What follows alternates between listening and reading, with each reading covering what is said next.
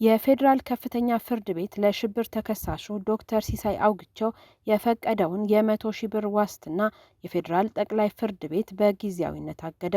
ጠቅላይ ፍርድ ቤቱ ዋስትናውን ያገደው የፌዴራል አቃቢ ሕግ ለይግባኝ ሰሚ ችሎት ባቀረበው አቤቱታ ላይ ብይን እስኪሰጥ ድረስ ነው። የአማራ ክልልን ከፍተኛ የመንግስት ባለስልጣናት በመግደል የክልሉን ቀጥሎም የፌዴራሉን መንግስት ስልጣን በኃይል ለመቆጣጠር በማሰብ የሽብር ድርጊት ፈጽመዋል በሚል ክስ ከቀረበባቸው 51 ተከሳሾች ውስጥ አንዱ የሆኑት ዶክተር ሲሳይ ዋስትና የተፈቀደላቸው ባለፈው ሰኞ ዕለት ነበር።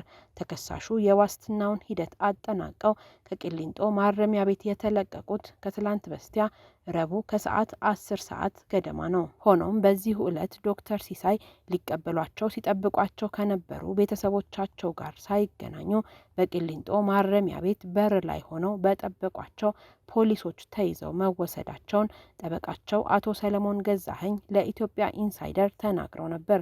ተከሳሹ ወደ ፌዴራል ፖሊስ እየተወሰዱ መሆኑን ለቤተሰቦቻቸው እንደተናገሩም በወቅቱ ተገልጿል። ዶክተር ሲሳይ በእርግጥም በዕለቱ የተወሰዱት በአዲስ አበባ ሜክሲኮ አደባባይ አቅራቢያ ወደሚገኘው የፌዴራል ፖሊስ የወንጀል ምርመራ የእስረኞች ማቆያ መሆኑን ጠበቃ ሰለሞን አረጋግጠዋል። ደንበኛቸው በትላንትናው ዕለት በጠቅላይ ፍርድ ቤት ይግባኝ ሰሚ ችሎት በአካል ቀርበው እንደነበርም አመልክተዋል። የሽብር ተከሳሾቹ በችሎቱ የቀረቡት የስር ፍርድ ቤት ለዶክተር ሲሳይ የሰጠውን የዋስትና ብይን በመቃወም አቃቤ ሕግ የይግባኝ አቤቱታ በማቅረቡ እንደሆነም አስረድተዋል።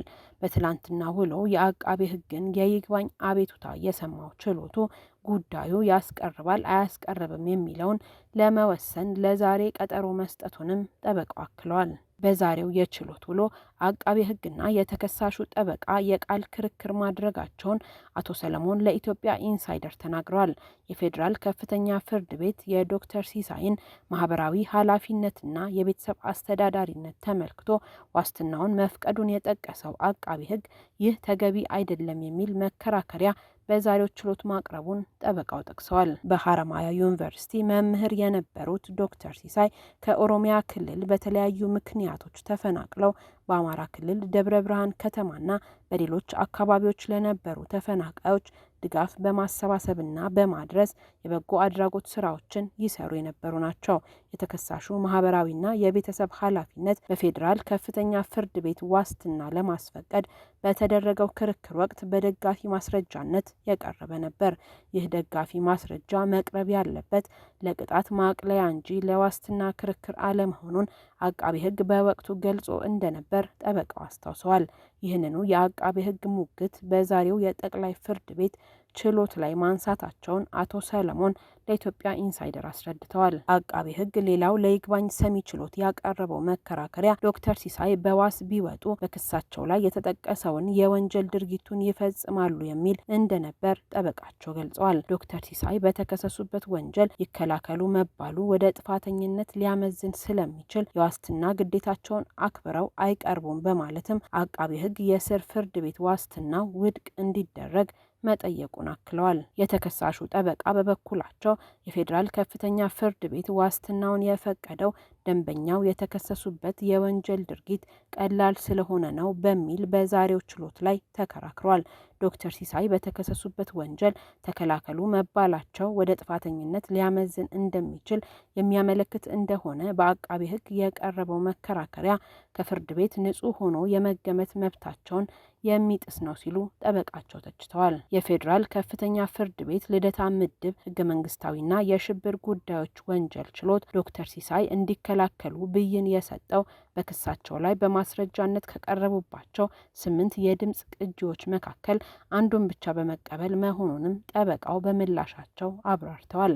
ይህ የድምፅ ቅጂ ስልጠናችሁን ውሰዱ፣ ከመንግስት ኃይል ጋር ግን አትጋጩ የሚል መልእክት ያለው መሆኑንም አቶ ሰለሞን በችሎቱ አስረድተዋል። ተከሳሹ ይህንን ንግግር ያደረጉት ከሚሊሻ አመራሮች ጋር መሆኑን በመጥቀስ ማስረጃውን በአግባቡ መከላከል እንደሚችሉ ለችሎቱ መናገራቸውንም ጠበቃቸው አክለዋል። አቃቤ ሕግ በዛሬው የችሎት ውሎ ዶክተር ሲሳይ መራቤቴ አካባቢ ለፋኖ ስልጠና ሲሰጡ እንደነበርና ስትራቴጂካዊ አመራር እንደነበሩ ማንሳቱንም አቶ ሰለሞን ገልጸዋል። የፌዴራል አቃቤ ሕግ ዛሬ ለፍርድ ቤት ባሰማቸው ውንጀላዎች ክስም ማስረጃም እንዳልቀረበባቸው ጠበቃው ተናግረዋል። በአቃቤ ሕግ የቀረቡት ውንጀላዎች አዲስ መከራከሪያና በክስ ሰነዱ ላይ ያልተካተተ መሆኑን በማንሳትም መከራከራቸውን አብራርተዋል። የግራ ቀኙን ክርክር ያዳመጠው የጠቅላይ ፍርድ ቤቱ ይግባኝ ሰሚ ችሎት የስር ፍርድ ቤት የሰጠውን የዋስትና ብይን ለጊዜው ማገዱን አቶ ሰለሞን ለኢትዮጵያ ኢንሳይደር ገልጸዋል። በተከሳሽ የዋስትና ጥያቄ ላይ የቀረቡትን መከራከሪያዎች መርምሮ ብይን ለመስጠት ለቀጣዩ ሳምንት አርብ የካቲት 27 2018 ቀጠሮ መስጠቱንም አክለዋል።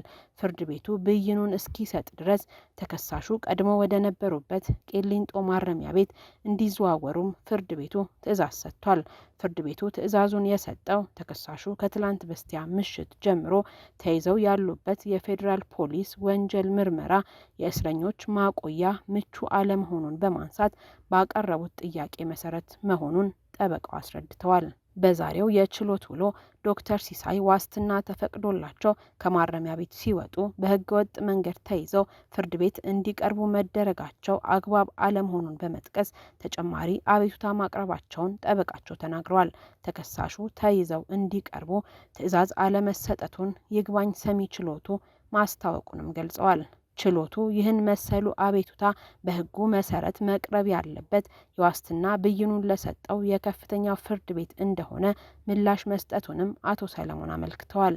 ዶክተር ሲሳይ የተያዙበትን ሁኔታ በተመለከተ በችሎቱ ጥያቄ የቀረበለት አቃቢ ህግ ተከሳሹ ከእስር ቤት ሲወጡ ስለመያዛቸው በሚዲያ ከመስማት ውጭ የማውቀው ነገር የለም ማለቱን ጠበቃው ተናግረዋል።